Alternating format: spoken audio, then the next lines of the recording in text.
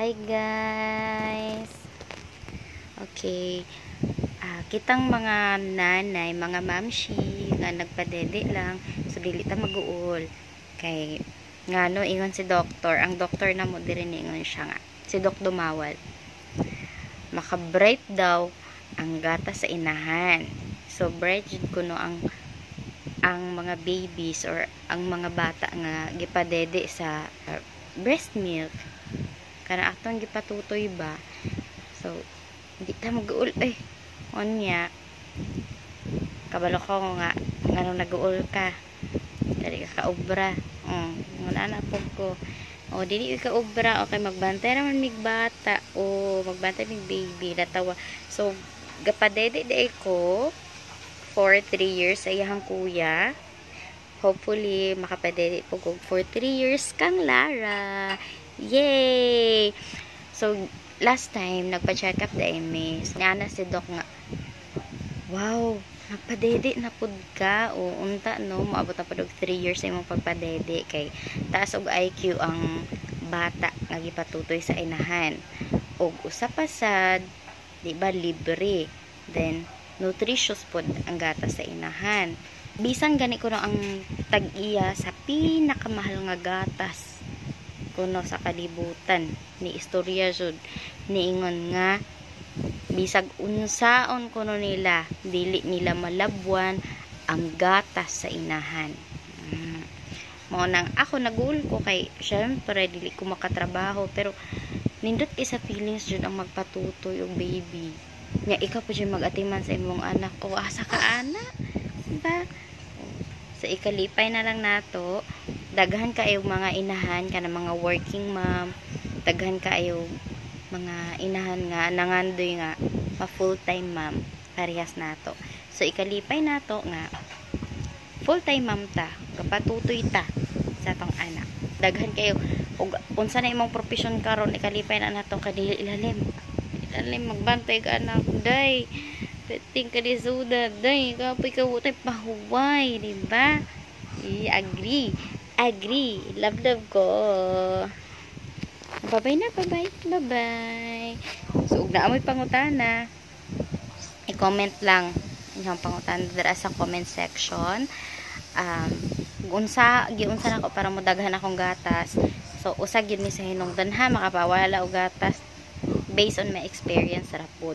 Kaning kape, uyog mo inom kog kape intaw mawadaan man jud ko gatas mahurot bisag puno kay na siya imnan akong kape waan na mahurot gyud na siya humok gyud ang maya kong dede bisan og perite ng pagkapunuan nya imnan og kape agay mahurot gyud na day.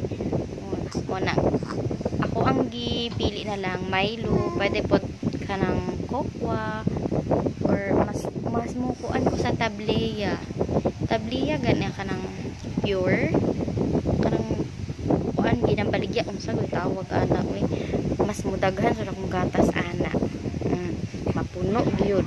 So natay pangkonsumo pila pud itaw na paliton ug magtrabaho in tawo kag 600 pila na ron ang minimum.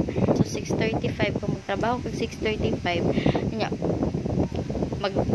magbayad ka sa imong yaya og 6,000 nya duha man sila di 12,000 agay dili na ako masarungan unya day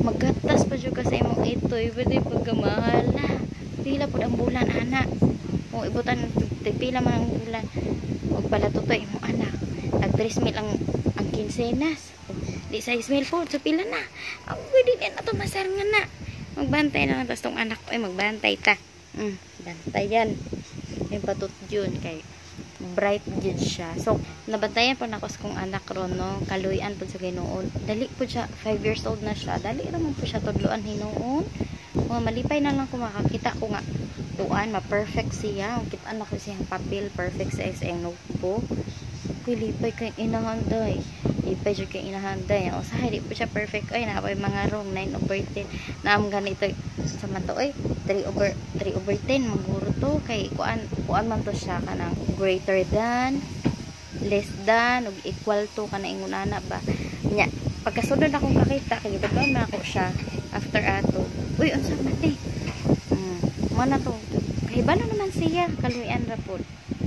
Dako pud og tabang ning pag-inom na tuog ka ng mga malunggay capsule kanang mga ingon ana, ug syempre maghigop og sabaw, likayan po nato ning mga aslom based on my experience ra gyud na siya ha, kaning paghigop og aslom nga sabaw, mga sinigang, wala po siya gata sa ako ambot basta ingon ana ko unya karing inom og tubig nga daghan basta kung mahimo malunggay magsabaw og kamunggay pas anang magsabaw og manok ingon ana, tinolang manok ba, tinolang isda, basta ayo ra ng aslom usa, tos antos lang gid usa ta.